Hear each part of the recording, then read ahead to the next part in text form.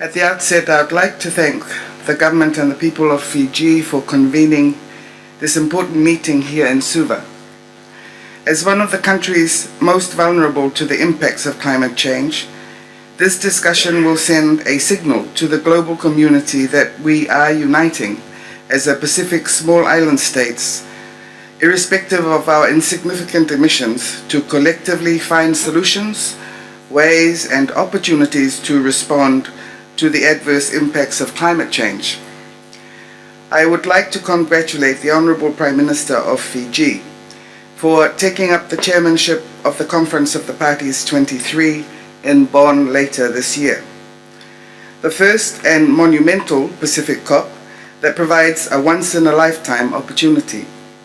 to reiterate our message that the actions of some of our developed partners who have withdrawn from the Paris Agreement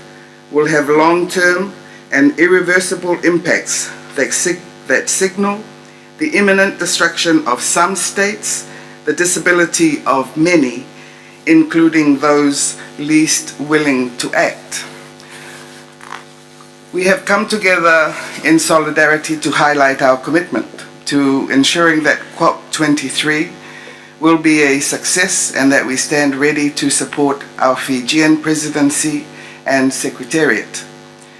We are also here to convene the inaugural Climate Action Pacific Partnership, an event that not only brings us together to promote, exchange ideas and solutions to accelerate transformative climate actions and taking the global climate agenda forward.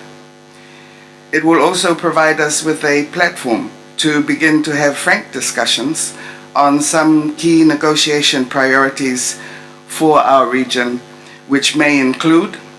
delivering progress on the Paris Agreement Rulebook and the 2018 Facilitative Dialogue, the adaptation and mitigation work that the Pacific Islands, including Samoa, have been key in championing over the years, seeking support for the nationally determined contributions, adaptation communication and national adaptation plans, enhancing simplified access to climate finance, technology transfer and capacity building. Further, our ongoing work on ocean resilience, loss and damage, amongst many other important issues. I thank the high-level champions for convening this event and urge you as well to facilitate this partnership to continue to enhance the participation of all stakeholders in an inclusive manner which will accelerate climate action, increase ambition, alignment with the objectives of the Convention, Paris Agreement and Sustainable Development Goals.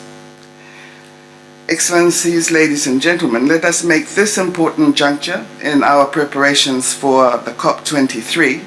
and accelerating climate action to inform both processes on the progress we have made over the years. This will be the transformative approach that the Marrakesh Partnership is referring to.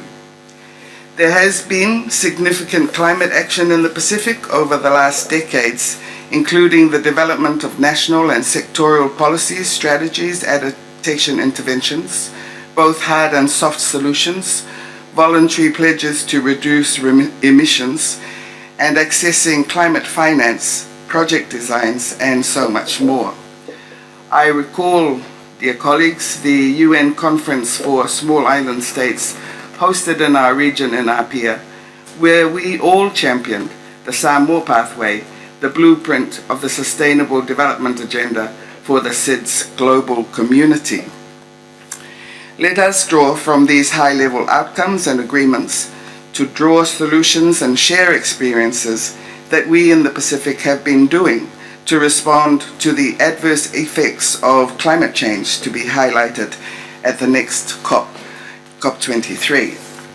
I hope that we will all be able to look back and reflect that COP23 was indeed a Pacific COP. Finally, I wish to sincerely thank the government and the people of Fiji for convening this meeting and for the generous hospitality extended to me and my delegation. Whaftai te le lava.